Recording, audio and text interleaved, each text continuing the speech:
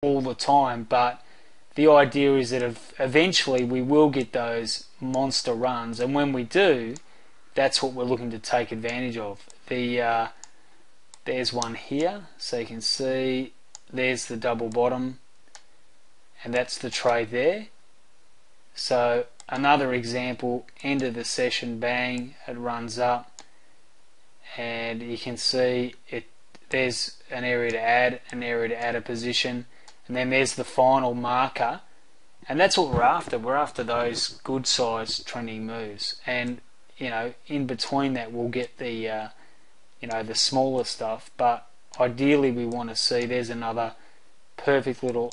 So we use the 202 as our entry because that is a great way to have very, very small risk on our trades, and that'll allow us to stick to the 10-point rule. So it'll mean that we can get into the trades and then just position in as we go along and build our campaign as we trade. So there's not really a chance to get. There's a nice little double bottom there again, so it just does pick up the double bottoms beautifully. So any questions, guys? You've got to decide whether you're going to have the volume filter definitely on, and if you are, then obviously you're not going to take the trade unless you've got the filter on, but that comes back to a little bit of testing as well. So we need to validate whether whether you're missing too many trades, because the trades will set up. This is the time you want to be looking at it during the Euro session. So come up here, there's the breakout. Did we get a chance here? Yeah, we got a double bottom there with a so you might decide that it gets into a small trend there. There's the higher low, and then it breaks out into the larger trend, pushes up. There's no opportunity to add a position here, which is a bit disappointing, but that's going to happen sometimes. And then you've got the end of the trend set up just up here as well. So that end of the trend allows you to jump in and potentially short. And there's the second one there, and that runs beautifully down as well.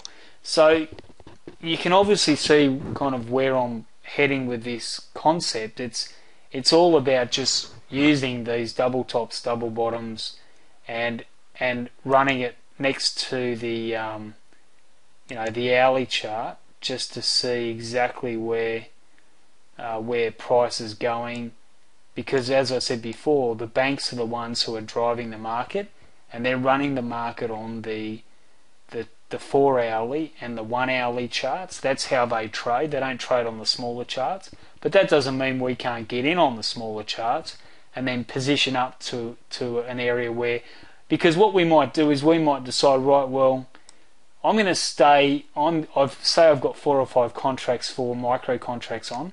I'm staying in this market until this thing gives me a clear turning point or a clear reversal or a clear failure. So until that happens, I'm going to just leave some of my contracts running and just run this trend up on an hourly.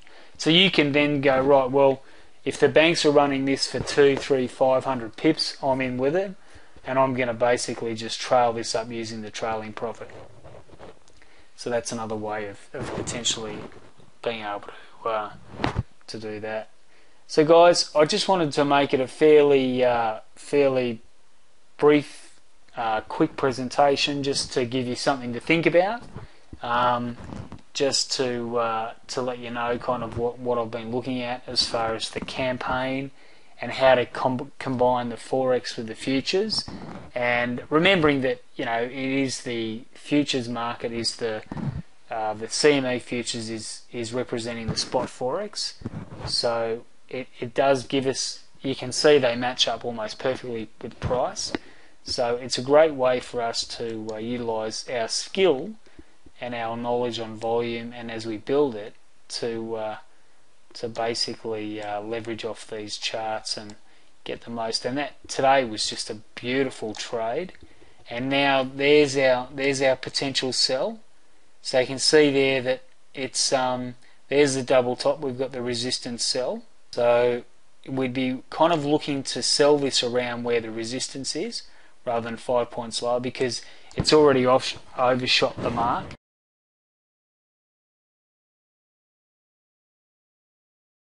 So this would be a potential sell area here at 144.78 with that stop just above the high. Twice it's tried to get through, so it may not come off here, but at least we've had we have taken the early trade setup, we've had multiple opportunities to get in.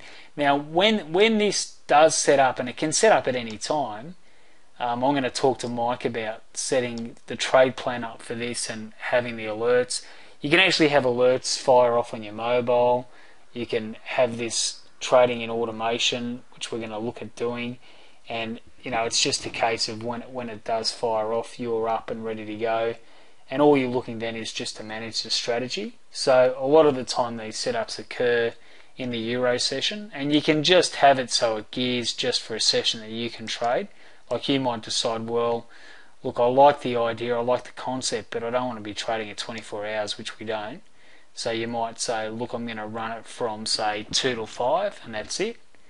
And as I said, it's just struggling a bit here. You can see strong bar up, push back down. So this is trying to get through this level here at 84, and it's just struggling a bit. Right, guys, any questions before I thank you for your time, everybody. Any questions before I wrap it up? That was pretty much my look again at the at campaign trading.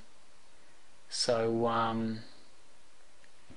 just wanted to see if we've got any questions. Otherwise, I will I've recorded the session, so I'll basically upload that to the website, and I'll start putting together the basics of the plan, and I'll post it up as well. So it's really an open-ended time frame at the moment, but the concept is that it's very simple. We just work off a 202, 610, 987. Those are our three charts. The other two are looking at more at market structure than anything else.